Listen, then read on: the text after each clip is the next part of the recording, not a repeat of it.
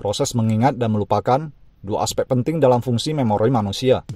Mengingat adalah kemampuan otak kita untuk menyimpan informasi dan mengaksesnya kembali saat diperlukan. Proses ini melibatkan beberapa tahapan. Informasi masuk ke dalam ingatan kita melalui indera kita, seperti penglihatan, pendengaran, atau penciuman. Kemudian informasi ini diproses dan diolah ke dalam otak kita, di mana jaringan saraf terhubung satu sama lain melalui sinapsis. Selama proses ini, informasi yang dianggap penting atau relevan dipindahkan ke memori jangka pendek. Memori jangka pendek adalah tempat menyimpan sementara di otak kita yang memungkinkan kita untuk mengingat informasi hanya dalam waktu singkat. Tidak semua informasi di memori jangka pendek kita akan bertahan lama. Untuk mengubahnya menjadi memori jangka panjang, kita perlu mengkonsolidasikannya. Ini melibatkan pengulangan, pelatihan, atau pengalaman emosional yang kuat yang membantu memperkuat hubungan sinaptik di otak. Tidak semua memori yang disimpan dalam jangka panjang dapat diingat dengan mudah. Kadang-kadang kita mengalami kesulitan untuk mengingat informasi tertentu yang dapat disebabkan oleh berbagai faktor seperti gangguan memori sementara, stres, atau kurangnya dorongan kuat untuk mengingat. Meskipun kita cenderung menganggap melupakan sebagai sesuatu yang buruk, sebenarnya itu adalah proses alami yang penting. Jika kita tidak bisa melupakan informasi yang tidak relevan atau usang, memori kita akan cepat penuh dan terganggu. Melupakan terjadi ketika informasi yang disimpan dalam memori jangka panjang menjadi tidak aktif atau tidak terpakai. Ada beberapa mekanisme yang memungkinkan kita untuk melupakan informasi tersebut. Salah satu mekanisme melupakan yang umum adalah disosiasi. Ini terjadi ketika hubungan sinaptik antara informasi di otak kita melemah karena kurangnya penggunaan atau koneksi yang terputus. Waktu juga memainkan peran penting dalam melupakan.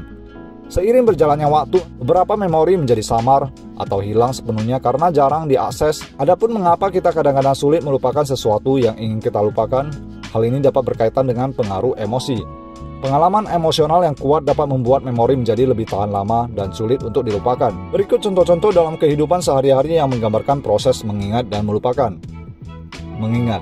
Misalkan Anda sedang belajar untuk ujian. Ketika Anda membaca buku teks dan mencatat poin-poin penting, informasi tersebut masuk ke memori jangka pendek Anda. Kemudian dengan melakukan pengulangan dan mempraktekkan materi tersebut, Anda membantu memperkuat hubungan sinaptik di otak Anda, sehingga informasi itu menjadi lebih mudah diingat dan dapat diakses saat Anda mengerjakan ujian. Bayangkan Anda pernah menghadapi situasi yang membuat Anda merasa malu atau memalukan. Seiring berjalannya waktu, Anda mungkin melupakan sebagian besar rincian atau emosi yang terkait dengan kejadian tersebut.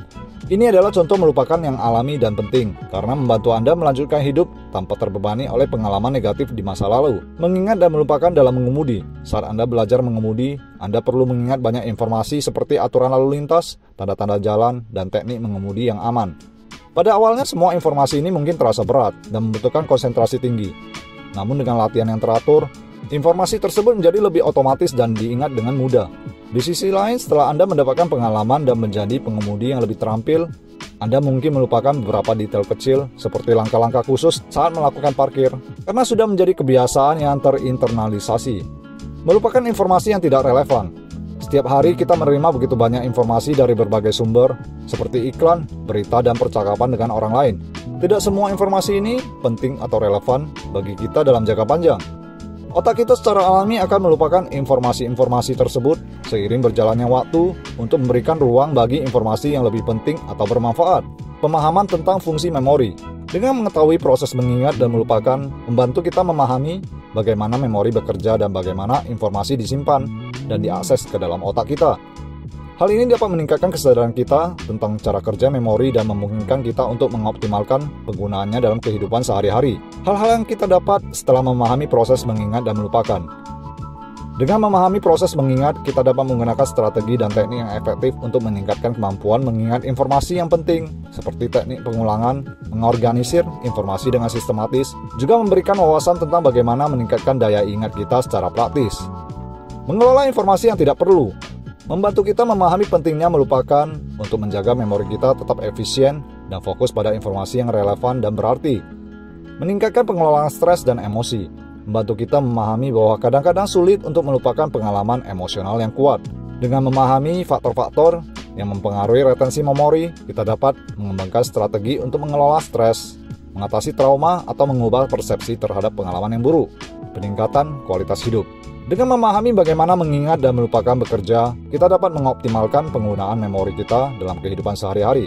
Dengan meningkatkan kemampuan mengingat dan memanfaatkan proses melupakan cara sehat, Kita dapat mengembangkan keterampilan belajar yang lebih baik, meningkatkan produktivitas, mengatasi kesulitan memori, dan secara keseluruhan meningkatkan kualitas hidup kita. Dengan pemahaman yang lebih baik tentang mengingat dan melupakan, kita dapat mengoptimalkan penggunaan memori kita, mengelola informasi dengan lebih efektif, dan mencapai potensi kognitif yang lebih tinggi.